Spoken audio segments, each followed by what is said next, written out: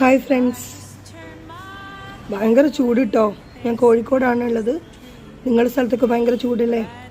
ഭയങ്കര ചൂട്, സഹിക്കാൻ പറ്റാത്ത ഒരു വിങ്ങുന്ന രീതിയിലുള്ള ചൂട്. ഞാൻ ഇന്ന് നിങ്ങളോട് പറയാൻ പോകുന്ന ഒരു കഥയാണ് കേട്ടോ.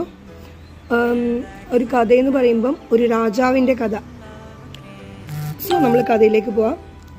ഒരു രാജ്യം, ആ രാജ്യം നമ്മൾ ഇതുവരെ കേട്ടിട്ടും കണ്ടിട്ടില്ലാത്ത കൂട്ട് ഒരു സ്പെഷ്യൽ രാജ്യമാണ്.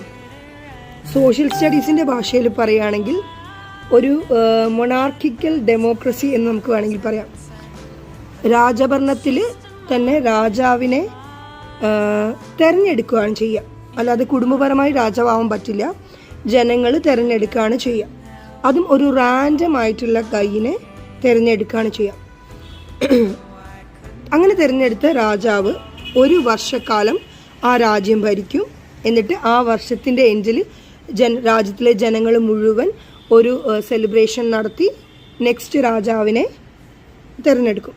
പക്ഷെ ഇതിലുള്ള ട്വിസ്റ്റ് എന്താണെന്ന് വെച്ചാൽ, ഒരു രാജാവിനെ തിരഞ്ഞെടുക്കുമ്പോൾ ആദ്യം ഉണ്ടായിരുന്ന രാജാവിനെ ഇവർ എല്ലാ സെലിബ്രേഷനോട് കൂടിയും ആ രാജ്യത്തിൻ്റെ ബോർഡറിൽ ഒരു നദിയുണ്ട്, അവിടെ കൊണ്ടുപോകും. എല്ലാ ജനങ്ങളും വാദ്യഘോഷങ്ങളും ഒക്കെ ആയിട്ട് അവിടെ കൊണ്ടുപോയിട്ട് അവിടെ ഒരു വള്ളത്തിൽ കയറ്റി ആ രാജ്യത്തിൻ്റെ അപ്പുറം ഒരു കാടാണ്.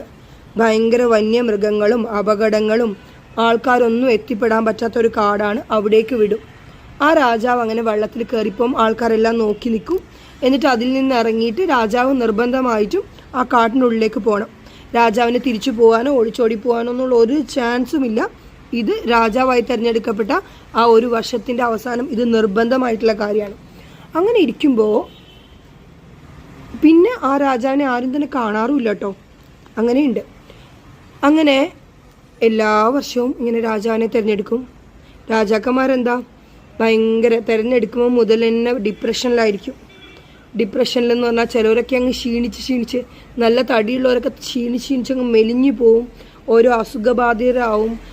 ഫുൾ ടൈം ഇങ്ങനെ കൊട്ടാരത്തിൻ്റെ ഉള്ളിൽ തന്നെ അടച്ചു പൂട്ടി കിടക്കും. എന്നാൽ ചിലവർ അങ്ങനെയല്ല കേട്ടോ.